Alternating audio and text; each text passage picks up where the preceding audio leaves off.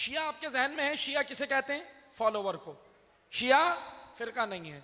अच्छा, उस वक्त जो तारीख में, अब तारीख की किताबों में आप जब लफ्ज़ शिया पढ़ेंगे ना, तवज्जो सुनिएगा, लफ्ज़ शिया जब आप तारीख की किताबों में पढ़ेंगे तो आपको समझ आएगा वहां जो लफ्ज़ शिया है वो फिरके के एतबार से नहीं लिखा गया कि शिया सुन्नी बरेलवी देवबंद, नहीं। वहां जो लफ्ज़ शिया मेंशन है तारीख में, वो जो जिसका फॉलोवर होता था उसको उसका शिया कहा जाता था।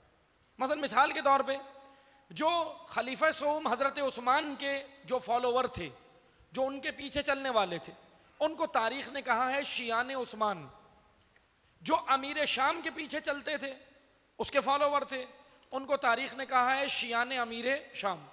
और जो मौला अली के फॉलोवर थे, गौर कीजिएगा, तवज्जो सुनिएगा, खुसन जवानान बुजुर्गान बेहतर जानते, जो मौला अली के फॉलोवर थे उनके पीछे चलते थे, तारीख ने उन्हें कहा है शियाने अली।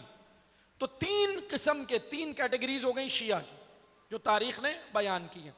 कूफा के अंदर तीन तबकात थे, तीन आबादी के हिसाब से। सुनिएगा, क्योंकि खलीफा दोम हज़रत उमर के दौर में कूफा जो है वो कैपिटल था, दारुल खिलाफा। उन्होंने अपनी हुकूमत में कूफा को दारुल खिलाफा बनाया था। कूफा, माजरत, कूफा नहीं, कूफा को छावनी बनाया था। दारुल खिलाफा उनका मदीना था उनकी हुकूमत में। मौला अली ने कूफा को दारुल खिलाफा बनाया।